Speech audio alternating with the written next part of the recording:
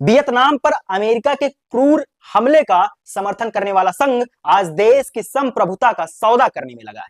चिंता की बात सिर्फ विदेश नीति की नहीं है, बल्कि देश के भीतर फैलाई जा रही मानसिक गुलामी की भी है।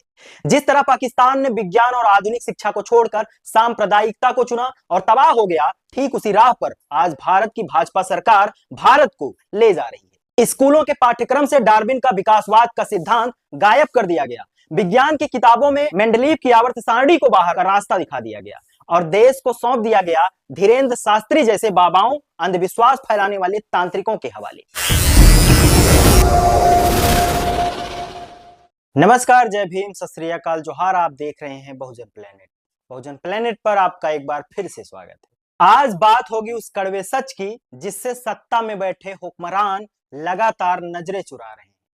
आज बात होगी भारत की संप्रभुता की, उस स्वाभिमान की जिसे आज अमेरिका के कदमों में गिरवी रख दिया गया है। एक दौर था जब भारत महाशक्तियों के सामने आंख में आंख डालकर बात करता था। अमेरिका की धमकियों और उसके 7वें नौसैनिक बेड़े को ठेंगा दिखाकर इंदिरा गांधी ने न केवल पाकिस्तान को घुटने पर ला दिया, बल्कि दुनिया के नक्शे पर बांग्लादेश का उदय करवा दिया। लेकिन आज राष्ट्रवाद का ढोल पीटने वाली आरएसएस और भाजपा सरकार के दौर में भारत की विदेश नीति पूरी तरह अमेरिका की पिछलग्गू बनकर रह गई है। जिस पाकिस्तान को हम अल्लाह, अमेरिका और आर्मी के चंगुल में फंसा देखकर हंसते थे, आज खुद हमारे देश की सरकार उसी विनाशकारी रास्ते पर चल पड़ी है। आरएसएस और भाजपा की नीतियों ने आज भारत को अमेरिका का गुलाम जैसा बना दिया है। इसके सबूत खुद इनके अपने नेता दे रहे हैं। सबूत नंबर 1, अमेरिका ने जब भारत पर आयात शुल्क को सीधे 3% से बढ़ाकर 50% कर दिया, तो इस मजबूत सरकार के मुंह से एक शब्द नहीं निकला। अमेरिका ने मनमर्जी से इसे 18% किया और भारत ने चुपचाप घुटने टेक दिए। सबूत नंबर 2, रूस से सस्ता कच्चा तेल खरीदने पर जब अमेरिका ने आंखें दिखाई, तो विश्वगुरु बनने का दावा करने वाली सरकार ने बिना किसी नानुकुर के तेल खरीदना बंद कर दिया। देश के हितों को अमेरिकी निर्देशों के आगे कुर्बान कर दिया। इस आत्मसमर्पण की पोल खुद आरएसएस और भाजपा के बड़े नेता राम माधव ने वाशिंगटन के हडसन इंस्टीट्यूट में खोल दी। उन्होंने साफ कहा कि भारत ने अमेरिका की मांगे मानी, टैरिफ सहा और रूस से तेल खरीदना बंद किया।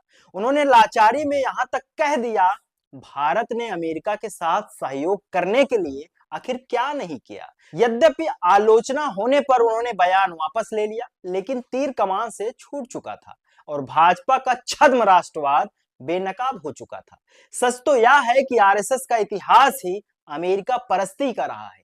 वियतनाम पर अमेरिका के क्रूर हमले का समर्थन करने वाला संघ आज देश की संप्रभुता का सौदा करने में लगा है।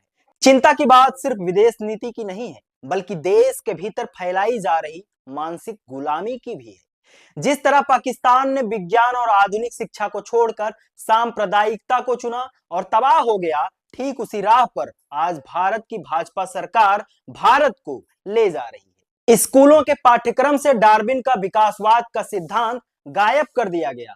विज्ञान की किताबों में मेंडलीव की आवर्त सारणी को बाहर का रास्ता दिखा दिया गया और देश को सौंप दिया गया धीरेन्द्र शास्त्री जैसे बाबाओं, अंधविश्वास फैलाने वाले तांत्रिकों के हवाले।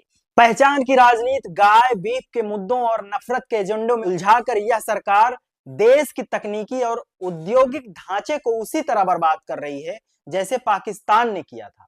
कश्मीर को लेकर नेहरू को कोसने वाली और अखंड भारत का खोखला सपना दिखाने वाली आरएसएस और संघ परिवार का दोगलापन भी अब सामने आ चुका है। सार्क जैसे मजबूत क्षेत्रीय संगठन को इस सरकार ने पूरी तरह ठंडे बस्ते में डाल दिया और अब आरएसएस के सर कार्यवाहक दत्तात्रेय होसबोले ने अपनी अमेरिका यात्रा से लौटते ही अचानक राग अलाप रहे हैं कि पाकिस्तान से बातचीत के दरवाजे खुले रहने चाहिए। क्यों भाई, कल तक जो पाकिस्तान आपका दुश्मन नंबर 1 था, अचानक यह हृदय परिवर्तन कैसे हुआ? साफ है कि यह संघ की अपनी नीति नहीं, बल्कि वाशिंगटन से मिला हुआ अमेरिकी दबाव है, जिसके सामने नागपुर और दिल्ली नतमस्तक है।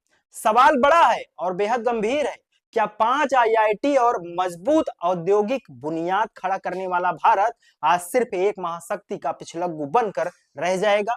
क्या भारत धर्म के नाम पर समाज को बांटने और विज्ञान को नकारने की जो जिद आरएसएस और भाजपा ने पकड़ रखी है, क्या वह हमें एक और पाकिस्तान बनाने की ओर अग्रसर कर रही है?